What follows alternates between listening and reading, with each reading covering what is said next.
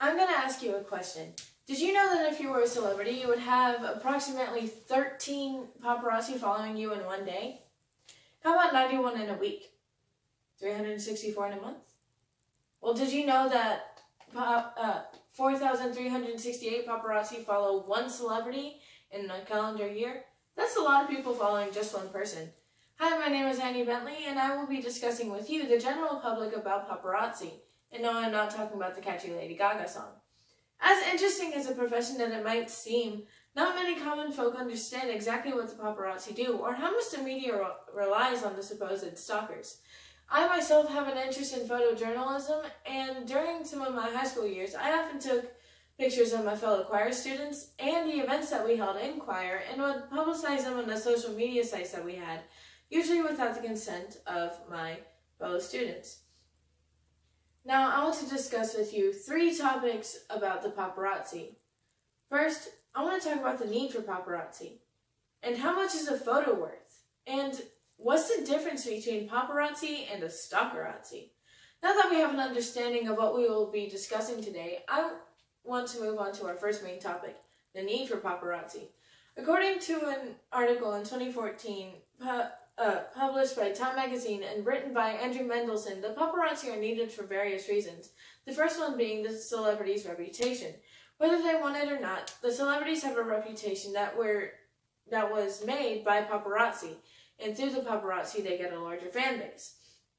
The second reason that we need paparazzi is due to the fact that humans have an inhumane hunger that needs to be satisfied by taking a perfect image, such as the celebrities, and tearing it down with a scandalous photo or a video that was published on a social media site or put into a magazine or newspaper. The third reason that we need paparazzi is to challenge the celebrities.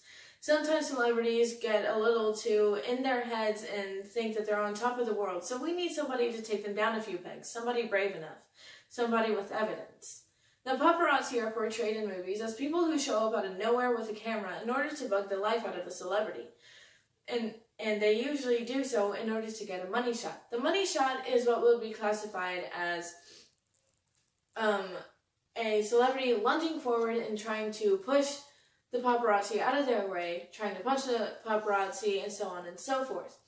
Now, this claim was falsified by Time magazine, as they let the readers know that not all paparazzi are bad. Some of them actually just want to take pictures of the celebrities on the red carpet, or just find a candid shot of them just like walking through Hollywood or Los Angeles and just living their lives normally. Now, that brings me to my second topic. How much money is a paparazzi photo worth? So paparazzi take multiple photos in one day. These photos have to be categorized into 4 different groups. You have the average shot, then the good shot, then the lucky shot, and then you had the hot shot. The average shot would be a red carpet walk, a gala, basically an event. Like Leonardo DiCaprio at the Oscars or Jennifer Lawrence at the premiere of The Hunger Games. This shot would go for about $250, mainly because it is so common of a shot. Why sell it for more when you can actually add up the amount of red carpet photos or award photos that you have and gain a bigger paycheck that way? That brings me to the good shot. The difference between the good shot and the average shot is the average shot is full of events. The good shot is full of the celebrity's life, like what we deem them as they need to do, as in signing autographs or going to clubs and partying all the time. Now, that would go for about $10,000, not because it's rare and uncommon, but due to the fact that it's kind of hard to get that photo because you have to be in the right place and the right time. Now, that brings me to the lucky shot. The lucky shot would be a candid photo.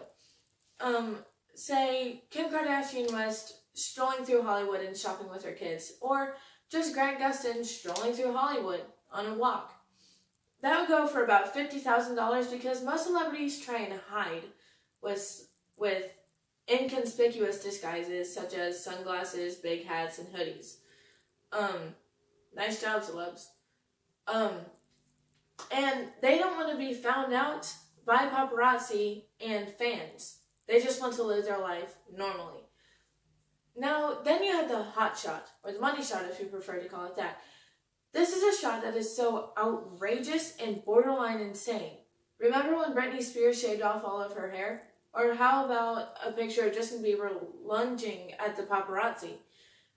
It is such an uncommon and rare and one-of-a-kind photo that as soon as somebody says that they have it, it starts at a minimum of $500,000 due to the fact that everybody wants their bragging rights to say, I got this photo first. You saw it here. Now that we discussed how much a photo is worth, I want to talk about the difference between paparazzi and stalkerazzi. Now, as I said before, most paparazzi are portrayed as people who just show up out of nowhere in order to take pictures. However, what isn't said is that there are two different types of paparazzi. You have the conservative paparazzi, and then you have the stalkerazzi. The conservative paparazzi, as stated by Daniel Ingber in a 2005 article published in Slate magazine, are the ones who go to the red carpet walks and the galas. They're the ones who usually get the $250 average shot. The stalkerazzi are classified in the same article as the reckless star chaser. They're the ones who will go to extreme lengths in order to get the hot shot.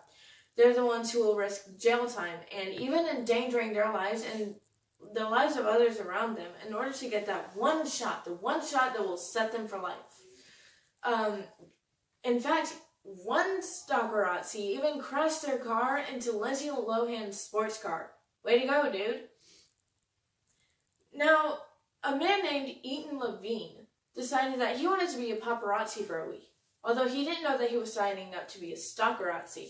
He published his week in Elite Daily, and he talked about how he followed a few celebrities around, and he worked basically a 9-to-5 job, so it was normal, but he had to follow around celebrities, and he would only follow around a few a day, mainly because they wanted that one good shot. He worked with a couple of other paparazzi around him in order to get the feel of it, and he even waited around 3 hours for one, just to induce in a car chase with her in order to get that one good shot.